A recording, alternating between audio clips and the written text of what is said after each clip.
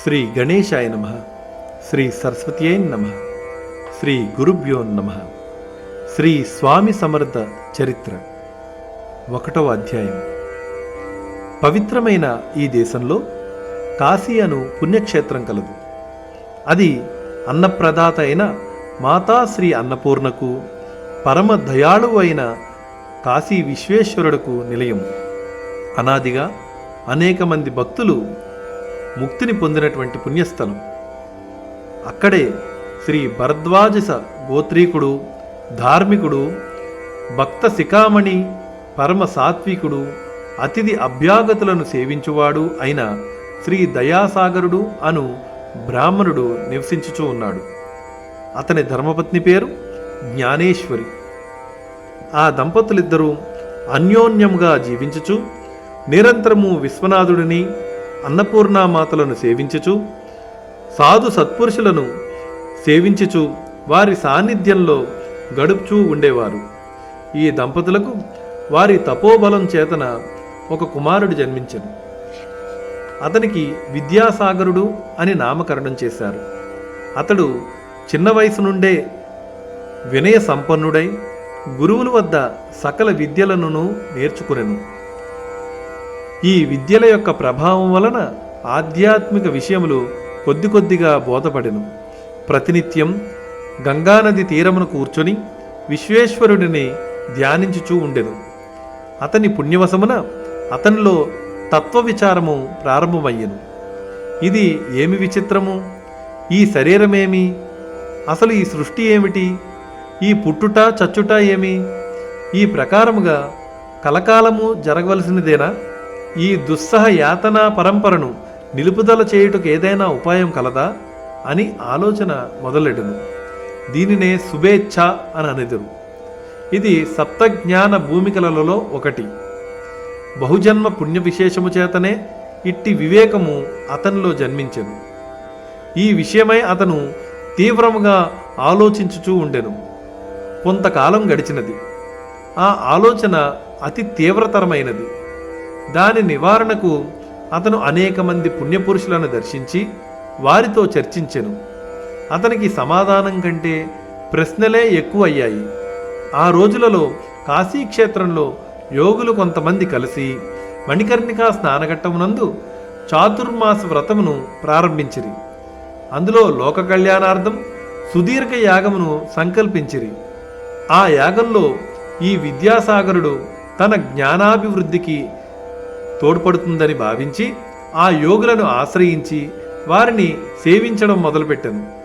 ఆ 4 మాసములు గృహమునకు వెళ్ళక ఎట్టి శ్రమకైనా ఓర్చుకొని ఎల్లప్పుడూ వారి కనుసన్నల్లో వెలుగుతూ వారిచే నొసగబడు ప్రసాదమును వారి ఉచ్ఛిష్టమును భుజించుచు ఎండనక వాననక వారిని సేవించెను. వారు ఈ బాలుని యొక్క వినయ విధేయతలను చూచి ఆనందించి సద్గురువుల యొక్క అనుగ్రహం కలుగుగాక అని దీవించిరి. అంతేకాక వారి ప్రవచనముల చేత అతనికి గురుభక్తి కలిగినది. సద్గురువును పొందాలి అనేటువంటి కాంక్ష మొదలైనది. దాని కొరకు ఎలా ప్రయత్నించాలి, ఎలా పొందగలను అని మనస్సున తీవ్రముగా ఆలోచించుచు ఆ వ్రతము పరిసమాప్తి కాగా వయోవృద్ధులను జ్ఞానస్వరూపులు అయిన ఆ యోగుల యొక్క సన్నిధి చేరి నమస్కరించి, ఆచార్యులారా, మీరు సద్గురువు అనుగ్రహం కలుగుగాక అని దీవించారు. చాలా ధన్యుడును. అయితే సద్గురువు నాకు ఎచట లభించగలడు? వారిని నేను ఎలా గుర్తించగలుగుతాను? వారిని ఎలా సేవించడం? నా యందు దయచూపి ఈ విషయాలను తెలపండి అని ప్రార్థించాడు. అంతటా ఆ యోగులలో అతి వృద్ధుడు అయిన శ్రీ నిరంజనానంద సరస్వతి అను సాధు పుంగవుడు విద్యాసాగరుడిని చూచి, వత్స, నీ ప్రశ్నలు అత్యుత్తమమైనవి. అనేక జన్మల సంస్కారం చేతను పుణ్యఫలం చేతను నీలో ఈ తత్వ విచారణ మొదలైంది. ముక్తసంగడు అయినావు. అందుచేతనే ఇటువంటి ప్రశ్నలు వేయగలిగినావు అని దీవించి, వత్స, సద్గురువు ఎచ్చట లభించును అని అడిగావు. సద్గురువు ఒకచోట లభించును లేదా ఒకచోట లభించడు అని చెప్పలేము. గురువు సర్వాంతర్యామి, సర్వశక్తి స్వరూపుడు. వారు అంతటా ఉన్నారు, అన్నిట్టా ఉన్నారు. వారు తమను తాము ఈ జగత్తుకు ఏనాడో దత్తం చేసుకున్నారు. శిష్యుడు కూడా శ్రద్ధ చేత, ఓర్పు చేత, నిరంతర అన్వేషణ చేత, మనోవాక్కాయ కర్మల చేత తనను తాను గురువునకు దత్తం చేసుకున్నప్పుడు శిష్యుని యొక్క సాధన, అతని పుణ్యఫలం పరిపక్వం అయినప్పుడు వారు లభించగలుగుతారు. దాని కొరకు ఒక నిశ్చితమైన స్థలం లేదు, అది ఎచ్చటనైనా జరగవచ్చును. మరియు ఓ వత్స, వారిని గుర్తించడం ఎట్లు అని అడిగావు కదా. ఇన్ని ఆలోచనలతో ఉన్న నీ మనోవృత్తులన్నీ ఏ సత్పురుషుని యొక్క సందర్శనం చేత శాంతిని పొందునో, నీ మనస్సు నిర్మలమగును, విషయేచ్ఛ తొలగిపోవును, అంతఃశుద్ధి ఏర్పడును, పరిశుద్ధమైన శీలం అలవడును, పరమ సత్యమైన ఈశ్వర తత్వం నీలో మూర్తీభవించును, అదే నీ గురుస్థానంగా భావించాలి. అక్కడే నీకు జ్ఞాన ప్రబోధం జరిగి పరమేష్టి అనుగ్రహం కలుగును. మరియు ఓ జిజ్ఞాసి, నీవు అడిగిన ప్రశ్నలలో ఆఖరిది చెబుతాను. గురువును సేవించడం ఎలా అన్నదానికి సమాధానంగా, తత్వదర్శి యోగి అయిన గురువును ఎవరైతే శ్రద్ధతో, వినయంతో, తదేక నిష్ఠతో, పట్టుదలతో, ఏకాగ్ర చిత్తంతో, మనోవాక్కాయ కర్మలతో సేవించునో, ఇంద్రియ నిగ్రహమును పాటించెదరో వారికి గురువు యొక్క అనుగ్రహం సత్వరం లభిస్తుంది.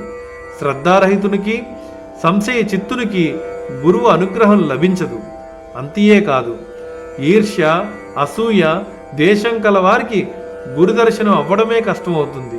విషం శరీరమును నష్టపరిచినట్లే ద్వేషం విషం కంటే అధికంగా శరీరంతో పాటు జీవాత్మకు కూడా నష్టం కలిగిస్తుంది.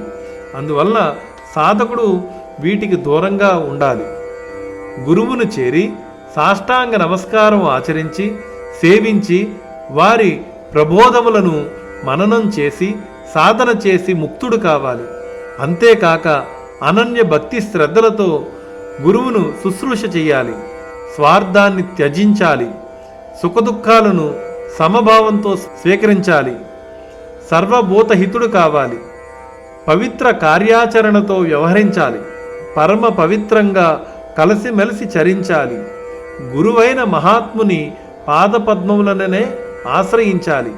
నేను, నాది అనే భావం త్యజించి సర్వము గురువునకు సమర్పించి త్యాగంతో, మౌన వ్రతంతో, పరమ గురువు పైన పరిపూర్ణ విశ్వాసంతో, సహనంతో ఆయనను పూజించి ఆత్మజ్ఞానం పొందాలి.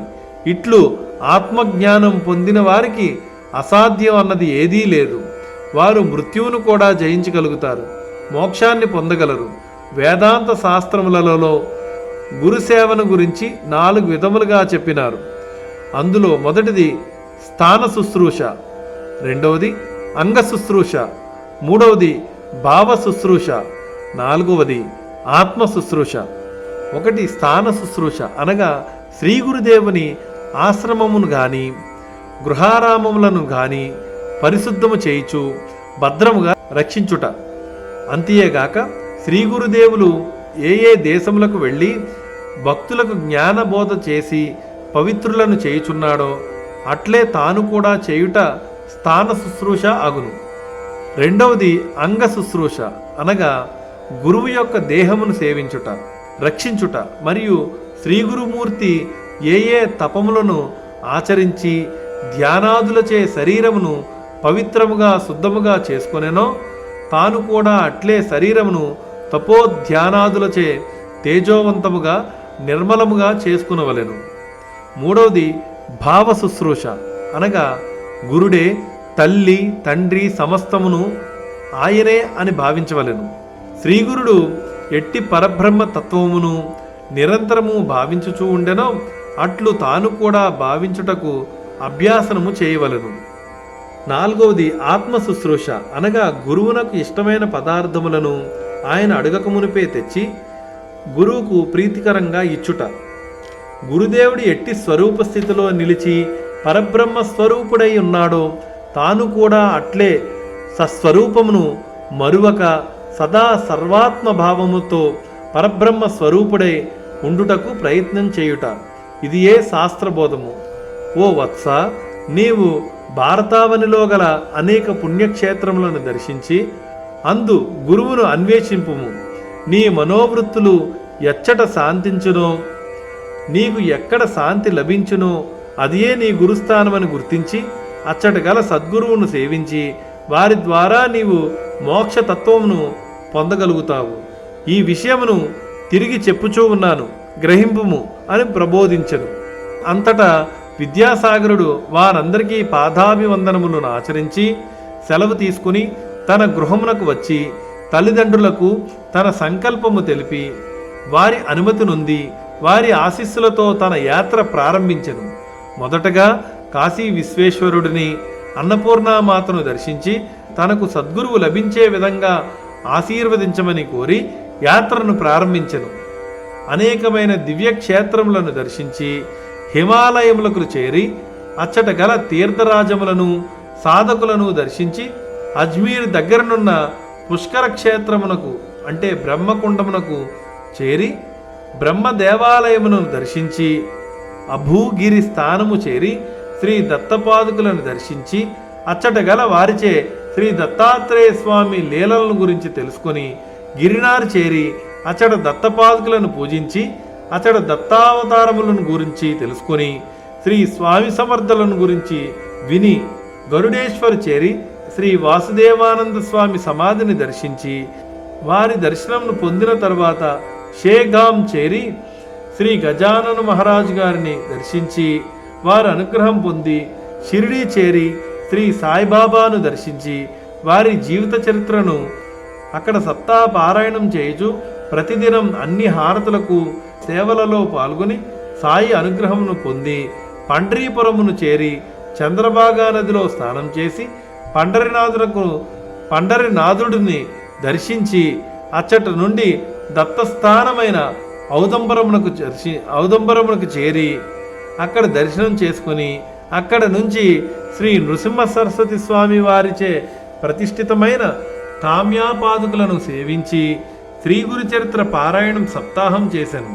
అక్కడ నుండి శ్రీ నృసింహవాడి చేరి పరమ పవిత్రమైన కృష్ణా పంచగంగా నది సంగమంలో స్నానం చేసి శ్రీగురుడు ప్రతిష్ఠించిన నయన పాదుకలను దర్శించి అక్కడ గల శ్రీ రామచంద్ర మహారాజ్ శ్రీ గోపాలస్వామి మహారాజుల జీవ సమాధులను దర్శించి ప్రతిదినం నదిలో స్నానం చేసి పాదుకా మందిరమునకు ఔదంబర వృక్షమునకు 108 ప్రదక్షిణలు చేసి అచ్చటనే శ్రీగురు చరిత్రను అత్యంత దీక్షతో నియమ నిష్టలతో పారాయణం చేయసాగాను. సప్తాహం పూర్తయిన తర్వాత బ్రాహ్మణుల సహకారంతో పూర్ణాహుతిని పూర్తి చేశాను. నాయన, నీవు అక్కలకోటకు వెంటనే వెళ్ళము అని ఆదేశించను. అక్కడ నుండి కొల్హాపురం శ్రీ మహాలక్ష్మీదేవిని దర్శించి అచ్చటనే గల శ్రీ స్వామి సమర్థుల వారి మందిరంను దర్శించను. ఆ స్వామి రూపమును చూడగానే అవ్యక్తానుభూతి కలిగెను. కనుల నుండి ఆనంద బాష్పములు రాలినవి, శరీరము పులకించినది. నరసింహవాడిలో స్వప్నంలో దర్శనమిచ్చినది స్వామి సమర్థులే అని అర్థమైనది. అచ్చట ఒక సప్తాహం ఉండి గురుచరిత్ర పారాయణం చేసి మనస్సును నిర్మలం చేసుకొనెను. స్వామి స్వప్న దర్శనం వసంగిరి. ఆ స్వప్నంలో వారు, వత్స, అక్కలకోటకు నీవు వెంటనే చేరుము అని తిరిగి ఆదేశించిరి. అచ్చట నుండి ఆనందముగా బయలుదేరి శ్రీ స్వామి సమర్థుల నామజపం జపించుకుంటూ అక్కలకోటను చేరుకొనెను. పాఠకులారా, గురువుని పొందవలను అంటే ఎంత ప్రయత్నం అవసరమో, ఎంత తపం అవసరమో, ఎంత గురువును సేవించటం వలన వారిని గుర్తించగలుగుతాము అన్నది తెలుసుకున్నారు కదా. 2వ అధ్యాయంలో విద్యాసాగరుడు అక్కలకోట చేరి అక్కడ గురు అనుగ్రహం ఎలా పొందారో తెలుసుకుందాం. శ్రీ దత్తాయ గురవే నమః. శ్రీ శ్రీపాద శ్రీవల్లభాయ నమః. శ్రీ నృసింహ సరస్వతియే నమః. సద్గురు శ్రీ స్వామి సమర్థాయ నమః. 1వ అధ్యాయం సంపూర్ణం.